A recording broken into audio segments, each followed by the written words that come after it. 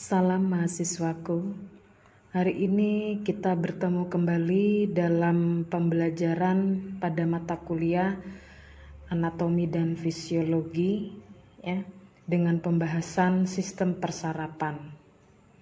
Sistem saraf merupakan salah satu bagian yang menyusun sistem koordinasi yang bertugas menerima rangsangan. Dengan sistem saraf akan mempermudah kerja di dalam tubuh. Kita masuk dalam pengertian sistem saraf. Sistem saraf adalah sistem kompleks yang berperan dalam mengatur dan mengkoordinasikan seluruh aktivitas tubuh. Sistem ini memungkinkan untuk melakukan berbagai kegiatan seperti berjalan, berbicara, menelan, bernapas, serta semua aktivitas mental termasuk berpikir, belajar, mengingat. Ini juga membantu mengontrol bagaimana tubuh bereaksi dalam keadaan darurat. Sehingga sangat penting sekali fungsi dan juga peran daripada sistem saraf. Karena dengan sistem saraf kita bisa melakukan gerak koordinasi tubuh. Ketika kita mempelajari sistem saraf memang akan menjadi sangat kompleks ya, karena banyak beberapa bagian, struktur dan juga fungsi yang harus kita ingat.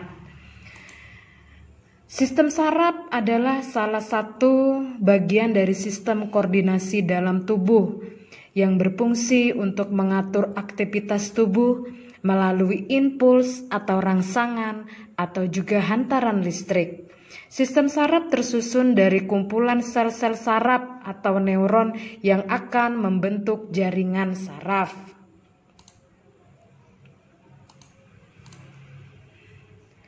Fungsi sistem saraf yang pertama mengumpulkan informasi dari dalam dan luar tubuh, mengirimkan informasi ke otak dan sumsum tulang belakang, memproses informasi di otak dan sumsum tulang belakang atau fungsi integrasi dan mengirimkan informasi ke otot, kelenjar dan organ sehingga dapat merespon dengan tepat fungsi motorik.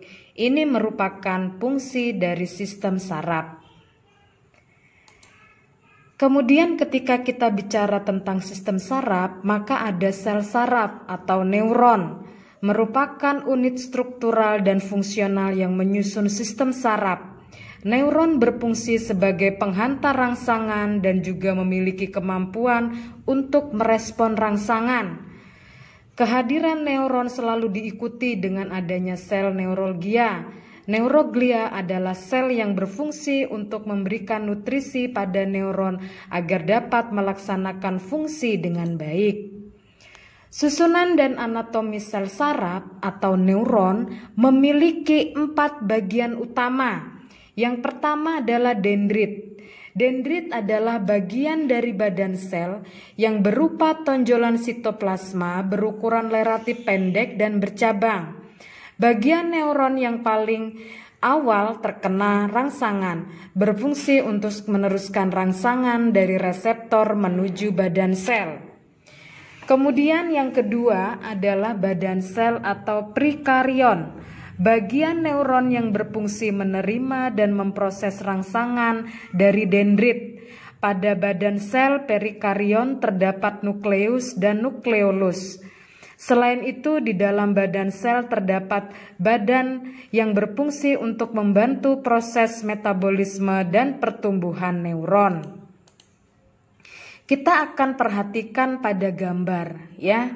Anda bisa melihat pada gambar yaitu adanya dendrit, kemudian juga adanya badan sel, kemudian juga ada akson dan sinapsis. Ini merupakan 4 bagian penting dari neuron. Jadi sekali lagi 4 bagian penting dari neuron, dendrit, badan sel, akson, dan sinapsis. Selanjutnya adalah akson atau disebut juga dengan neurit. Merupakan tonjolan sitoplasma yang relatif panjang sekitar 1 mm berfungsi untuk meneruskan rangsangan dari badan sel. Akson memiliki bagian-bagian yang spesifik. Neurofibril, selubung mielin, nodus Renfir. Neurofibril merupakan bagian terdalam dari akson berupa serabut halus. Kemudian selubung mielin merupakan bagian paling luar dari akson yang tersusun dari sel-sel pipih atau disebut juga dengan sel sekwan.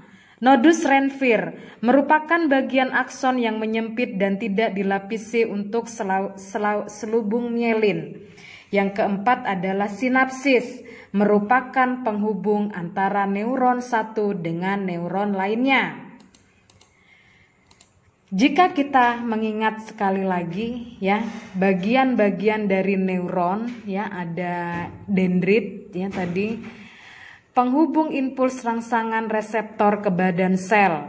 Kemudian tadi ada badan sel, penerima impuls rangsangan dari dendrit dan melanjutkannya ke akson. Akson menghubungkan impuls rangsangan ke sel saraf berikut atau efektor organ yang disarapi. Kemudian tadi juga kita ada membahas mengenai selubung mielin ya, merupakan bagian dari akson, yaitu pelindung akson atau neurit. Kemudian ada sel sekwan, membentuk jaringan yang membantu menyediakan makanan dan membantu regenerasi neurit. Nodus Renfier mempercepat transmisi impuls rangsangan, dan juga ada sinapsis, penghubung antar neuron atau juga bisa antar akson. Selanjutnya macam-macam sel saraf atau neuron. Berdasarkan fungsinya, sel saraf atau neuron dapat dibedakan menjadi 3. Yang pertama adalah neuron sensorik, kemudian ada neuron motorik, dan yang ketiga neuron asosiasi. Neuron sensorik sangat berhubungan dengan alat indera, sehingga disebut juga dengan saraf indera. Berfungsi untuk menerima rangsangan dari alat indera, kemudian meneruskan impuls ke otak. Neuron motorik berfungsi untuk membawa informasi dari otak atau sumsum tulang belakang. Neuron asosiasi atau interneuron merupakan penyusun sel saraf pusat yang berfungsi untuk meneruskan impuls dari neuron sensorik ke neuron motorik. Berdasarkan struktur sel saraf dibedakan menjadi 3, yaitu neuron unipolar, neuron bipolar, dan neuron multipolar. Neuron unipolar memiliki satu juluran dari badan sel yang bercabang menjadi dendrit dan akson. Neuron bipolar memiliki 2 jalur juluran dari badan sel menjadi dendrit dan akson. Neuron multipolar memiliki banyak juluran dendrit dari badan sel dan hanya memiliki 1 juluran akson. Jadi struktur dari sel saraf atau neuron ini ada neuron unipolar, neuron bipolar, dan juga neuron multipolar.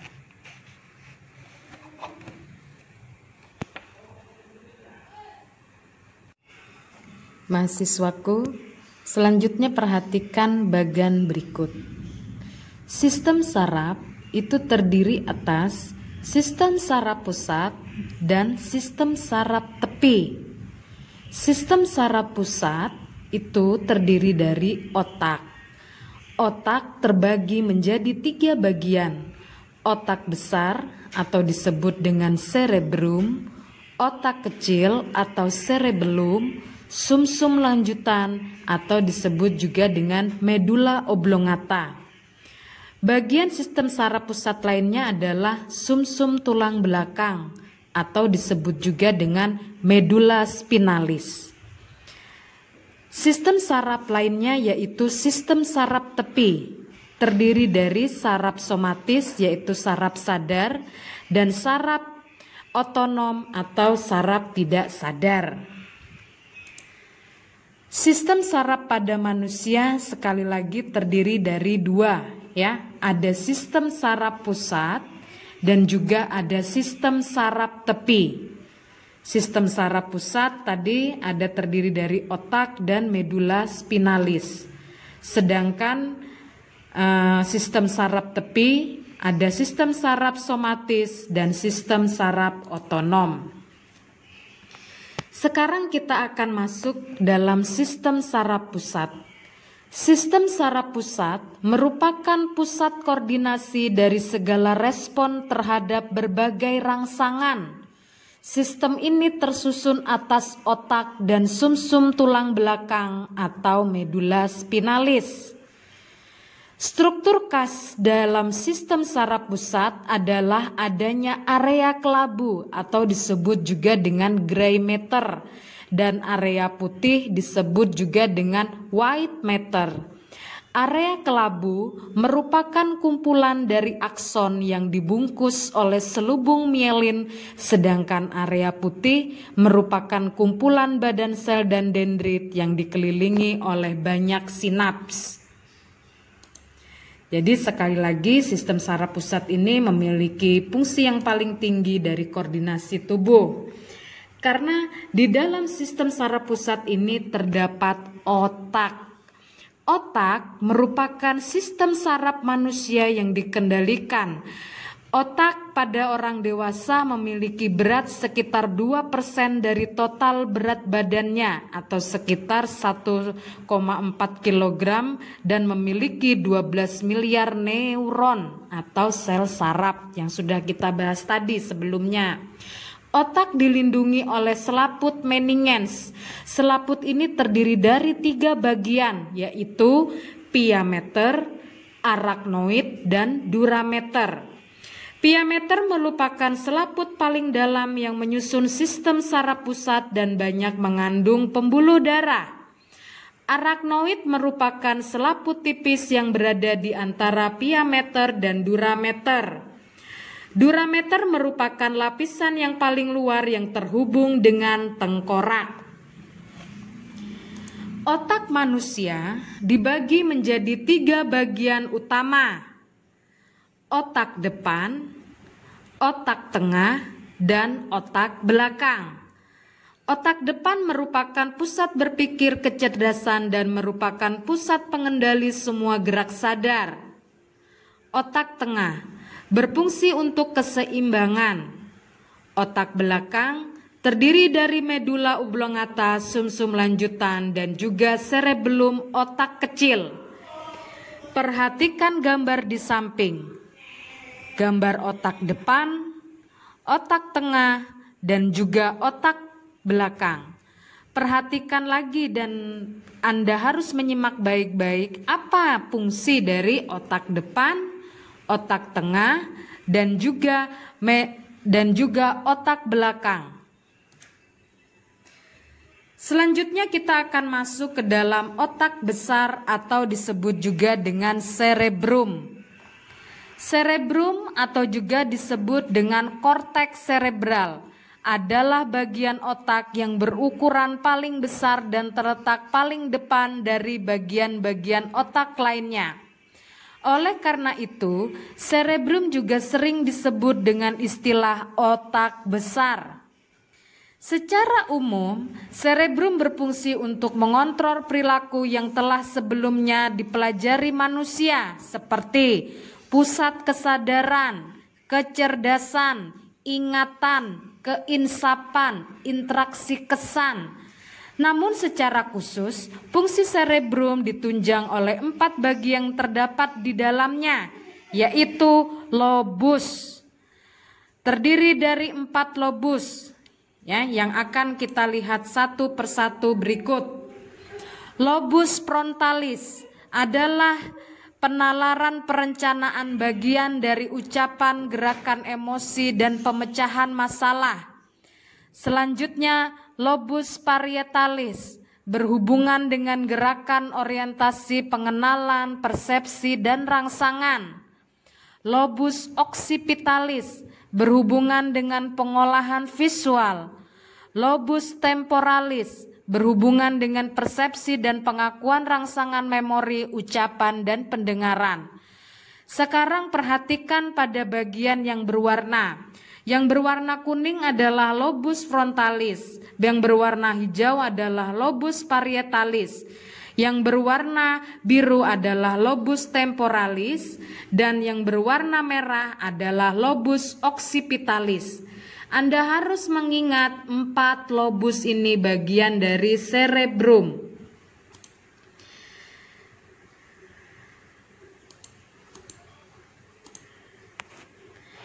Kemudian keempat lobus pada cerebrum memiliki 3 area dengan peran yang berbeda, yaitu ada area sensori, area motor, dan area asosiasi.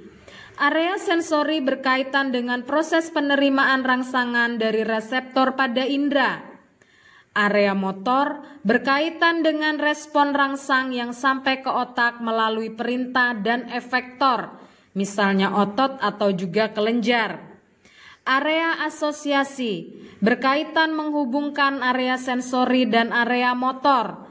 Area asosiasi sayang mempengaruhi bagian proses belajar seseorang seperti berpikir, membuat keputusan, menyimpan ingatan, dan mempelajari bahasa.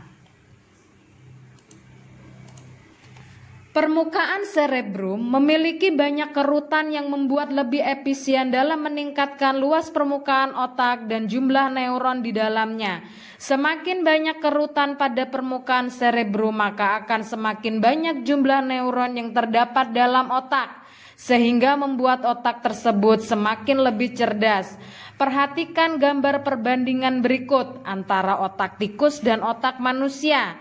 Lihatlah, otak tikus begitu mulus dan otak manusia banyak kerutan yang sehingga dapat dikatakan otak manusialah yang lebih pintar. Kita lihat otak kiri dan otak kanan, ya.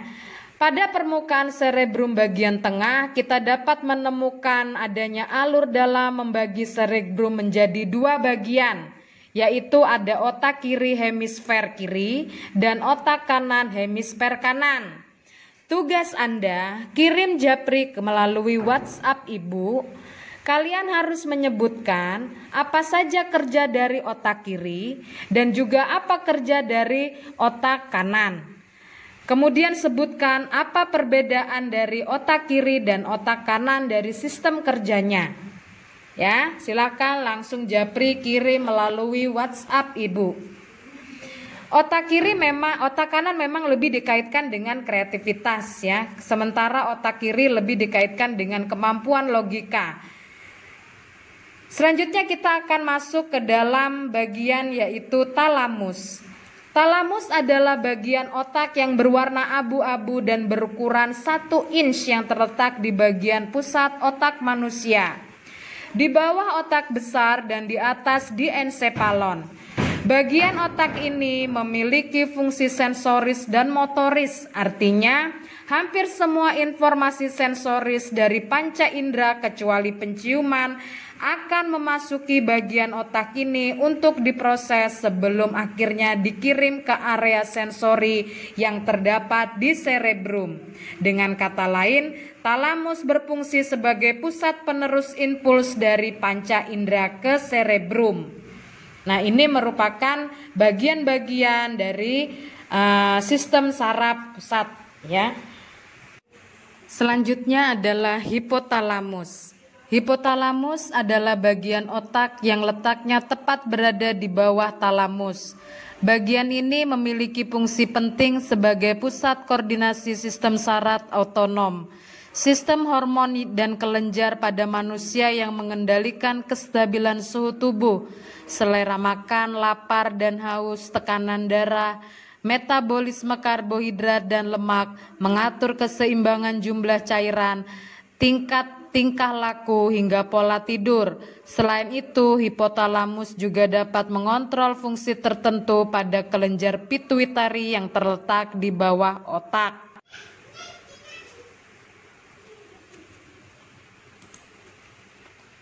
Sehingga sekali lagi hipotalamus adalah bagian yang letaknya tepat di bawah talamus. Kita akan masuk ke dalam cerebellum atau otak kecil. Cerebellum adalah bagian otak yang letaknya berada tepat di bawah lobus occipital otak besar. Bagian otak ini mempunyai struktur yang sangat mirip dengan otak besar, tapi ia memiliki ukuran yang jauh lebih kecil. Fungsi cerebrum adalah sebagai pusat pengendali keseimbangan tubuh, mengatur sebagian gerak motorik dan koordinasi gerak antar otot. Jadi ketika kita bisa mengatur keseimbangan kita secara baik ketika kita berdiri ataupun kita bisa duduk dengan baik, ya, itu merupakan kerja dari otak kecil atau disebut juga dengan cerebrum. Selanjutnya adalah pons. Pons adalah berkas serabut tebal yang melintang dari satu hemisfer ke hemisfer lainnya pada otak.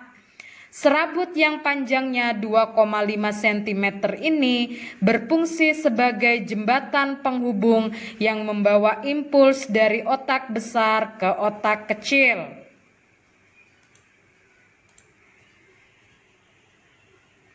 Selanjutnya kita akan masuk pada medula oblongata. Medula oblongata terletak di antara sumsum tulang belakang dan otak.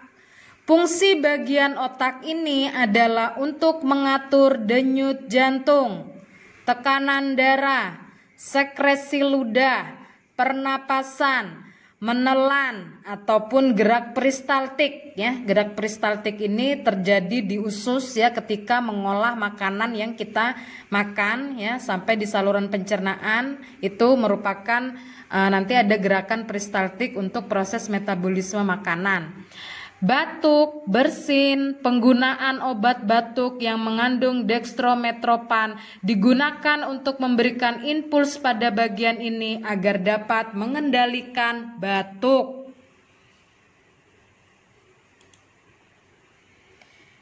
Selanjutnya kita akan masuk ke batang otak. Batang otak adalah sebutan untuk bagian belakang otak yang merupakan kesatuan antara medula oblongata, pons, dan otak tengah. Fungsi batang otak adalah untuk meneruskan rangsangan atau impuls ke otak besar dan menyilangkan serat kortokospinal. Untuk diketahui, penyilangan serat kortokospinal yang terdapat di batang otak membuat tubuh kiri dikendalikan oleh otak kanan dan sebaliknya. Para ilmuwan mengatakan bahwa batang otak adalah bagian yang paling sederhana dari otak manusia, karena seluruh otak hewan juga memiliki bagian ini dengan bentuk yang persis menyerupai batang otak kita. Anda bisa lihat di gambar samping, bagian dari batang otak merupakan di antara pons dan medula. Selanjutnya sistem saraf tepi. Di awal tadi kita sudah membahas bahwa sistem saraf terdiri dari sistem saraf pusat dan sistem saraf tepi.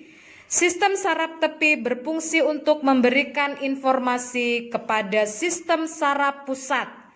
Jika terdapat rangsangan sehingga akan menyebabkan otot serta kelenjar melakukan respon. Sekali lagi, ya, sistem saraf pusat itu akan mendapatkan rangsangan dari sistem saraf tepi. Ya, jadi sistem saraf tepi memberikan informasi kepada sistem saraf pusat. Sistem saraf pusat dan sistem saraf tepi memiliki kerja yang sama yang sinergis, sehingga tidak dapat bekerja sendiri-sendiri. Maka sistem saraf pusat dan sistem saraf tepi selalu akan bekerja sama. Sistem saraf tepi disusun oleh, tadi sudah kita bahas juga di awal, ya, pada bagian sistem saraf sadar atau sistem saraf somatik. Sistem saraf somatik bekerja atas dasar kesadaran dan kemauan kita sendiri. Contoh, gerakan secara sadar, makan, mandi, belajar, itu merupakan contoh dari sistem saraf somatik. Saraf ini meneruskan impuls dari reseptor ke sistem saraf pusat, yaitu otak, dan meneruskan ke semua otot kerangka tubuh. Sistem saraf sadar terdiri dari 12 pasang saraf kranial dan 31 pasang saraf spinalis. Sistem saraf tidak sadar atau sistem saraf otonom bekerja tanpa disadari secara otonom dan tidak bekerja di bawah kehendak saraf pusat. Contohnya, gerakan tidak sadar, denyut jantung, perubahan pupil mata, pengeluaran keringat. Ini adalah sesuatu yang tidak bisa kita atur, ya. Nah, kalau misalnya denyut jantung bisa kita atur, mungkin nanti ya ketika berhenti kita inginnya bisa berdenyut kembali. Jadi ini adalah masuk di dalam saraf tidak sadar, ya. Sistem ini meneruskan impuls dari reseptor menuju saraf sensoris lalu dilanjutkan ke sistem saraf pusat, yaitu sumsum tulang belakang.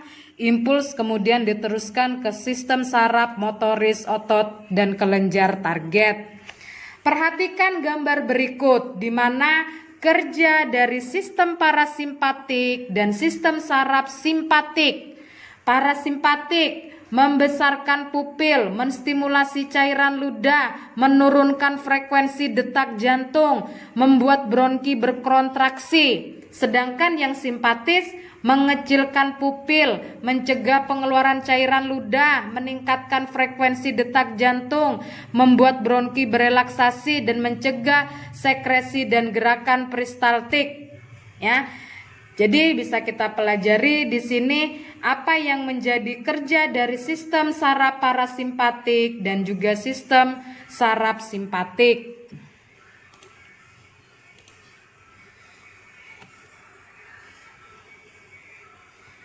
Kemudian bisa kita lihat ya, sistem saraf somatik. Sistem saraf somatik bekerja dengan mengontrol semua hal yang disadari dan secara sadar mempengaruhi respon tubuh, seperti menggerakkan lengan, kaki, dan bagian tubuh lainnya. Fungsi saraf ini menyampaikan informasi sensoris dari kulit organ indera atau otot ke sistem saraf pusat. Selain itu, saraf somatik juga membawa respon keluar dari otak untuk menghasilkan respon berupa gerakan. Contohnya seperti kita lihat pada gambar ya, seorang pria ya, dia mendekatkan tangannya pada sumber nyala api dari lilin. Nah, tentu saja nanti akan disampaikan ke otak informasi bahwa ada sensasi panas.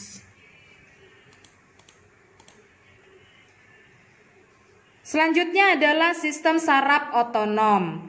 Sebaliknya, sistem saraf otonom mengontrol aktivitas yang dilakukan secara tak sadar atau tanpa perlu memikirkan. Sistem ini terus-menerus aktif untuk mengatur berbagai aktivitas seperti bernapas, detak jantung, dan proses metabolisme tubuh. Jadi ini merupakan kerja dari sistem saraf otonom. Sekali lagi, sistem saraf somatik tadi adalah sistem saraf sadar. Sistem saraf otonom, sistem saraf yang tidak sadar. Ini merupakan bagian dari sistem saraf tepi.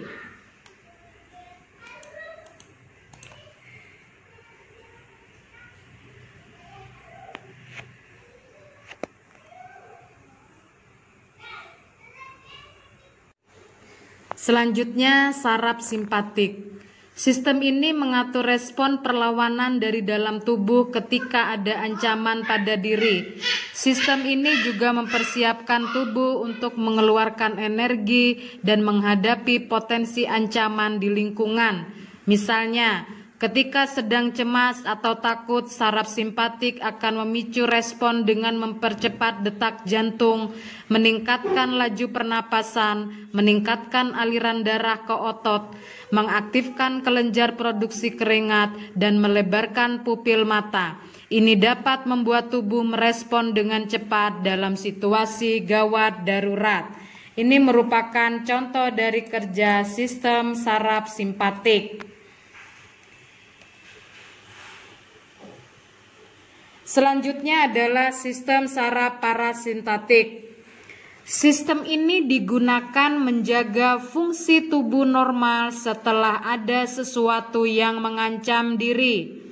Setelah ancaman berlalu, sistem ini akan memperlambat detak jantung, memperlambat pernapasan, mengurangi aliran darah ke otot, dan menyempitkan pupil mata. Ini memungkinkan kita untuk mengendalikan tubuh ke kondisi rileks yang normal. Jadi kalau kita lihat, sistem saraf simpatik sangat penting sekali memberikan tanda gawat darurat pada tubuh, dan sistem saraf parasimpatik akan berupaya untuk mengembalikan fungsi tubuh pada keadaan yang normal. Selanjutnya kita sudah mengetahui sebelumnya bahwa sistem saraf tepi itu terbagi menjadi ada 12 saraf kranial. Yang pertama, saraf kranial pertama adalah olfaktori. Saraf olfaktori berperan dalam penciuman ataupun penghidu. Saraf tersebut mengirim informasi dari hidung ke otak terkait bau di sekitar kita. Yang kedua adalah saraf kranial yang kedua, yaitu saraf optik. Saraf optik masuk ke dalam saraf kranial yang berperan dalam sensori, sebab saraf inilah yang berperan dalam penglihatan. Saat kita menerima cahaya dari luar bersama dengan bagian-bagian mata lainnya, saraf ini akan membantu menyampaikan informasi ke otak untuk apa atau objek apa yang kita lihat. Selanjutnya adalah saraf kranial yang ketiga, yaitu okulomotor. Saraf okulomotor adalah saraf ketiga dari 12 saraf kranial. Saraf ini mengontrol sebagian besar gerakan mata, konstriksi pupil, dan mempertahankan terbukanya kelopak mata. Saraf kranial 4 dan 6 juga membantu pengontrolan gerakan mata. Selanjutnya saraf kranial keempat atau troklear. Saraf troklear mengontrol otot oblik superior yang berperan untuk menggerakkan bola mata ke bawah atau saat kita melotot dan kembali seperti semula. Jadi okulomotor dengan troklear ini memang sangat berperan di dalam proses pergerakan bola mata. Selanjutnya saraf kranial kelima atau trigeminal adalah saraf kranial terbesar dan memegang kedua fungsi motorik sensorik saraf trigeminal yang terbagi menjadi 3 bagian, yaitu saraf ophthalmicus, saraf maxillaris, dan saraf mandibularis. Perhatikan bagian penting fungsi dari saraf ophthalmicus, saraf maxillaris, dan saraf mandibularis ini. Yang keenam adalah saraf kranial abdusen. Saraf abdusen bertugas untuk mengatur pergerakan otot yang disebut otot rectus lateral. Otot ini fungsinya berhubungan dengan pergerakan mata. Menjadi salah satu otot yang berperan saat mata menotot dan melirik Jadi 3, 4, dan 6 itu memang berfungsi dalam pengaturan gerakan mata. Saraf kranial ketujuh atau facialis. Saraf trigeminal, saraf facialis juga memiliki fungsi motorik dan sensorik. Saraf facialis percabangan dari masing-masing fungsi yang berbeda pergerakan otot agar kita bisa memunculkan ekspresi wajah. Selanjutnya saraf yang ke-8 itu adalah vestibulokoklear. Saraf vestibulokoklear berperan dalam pendengaran dan membantu keseimbangan manusia. Saraf ini mengandung 2 komponen. Saraf vestibular membantu tubuh merasakan adanya perubahan pada posisi kepala akibat gravitasi. Selanjutnya adalah saraf kranial ke-9 yaitu glosopharyngeal. berperan dalam fungsi motorik dan sensorik. Berikut ini penjelasan saat berperan dalam fungsi sensorik. Saraf ini menerima informasi dari tenggorokan, tonsil, telinga tengah, dan lidah belakang. Kemudian saraf berperan dalam fungsi motorik, yaitu mengatur pergerakan otot stylofaringeus yang memungkinkan tenggorokan untuk melebar dan memendek. Saraf kranial ke-10 yaitu vagus. Saraf vagus memiliki berbagai fungsi mulai dari hal fungsi motorik, sensorik, hingga parasimpatik. Bagian sensorik berperan merasakan sensasi dari telinga bagian luar tenggorokan, jantung, dan organ yang terdapat di perut. Motorik berperan mendukung pergerakan tenggorokan dan langit-langit mulut bagian lunak. Parasimpatik di sini mengatur detak jantung. Yang terakhir adalah yang ke-11 belum ya. Aksesorius, yaitu berperan mendukung motorik atau pergerakan dari otot leher. Kemudian yang terakhir saraf ke-12 adalah hipoglossus, yaitu saraf kranial yang terakhir. Hipoglossus berperan untuk tugas motorik sebab saraf inilah yang mengatur pergerakan otot lidah. Mahasiswaku, selamat belajar. Memang untuk sistem persarapan ini adalah sangat kompleks dan banyak yang harus dipelajari. Tetap semangat dan juga Anda harus mengingat ya bagian-bagian saraf beserta fungsi-fungsinya.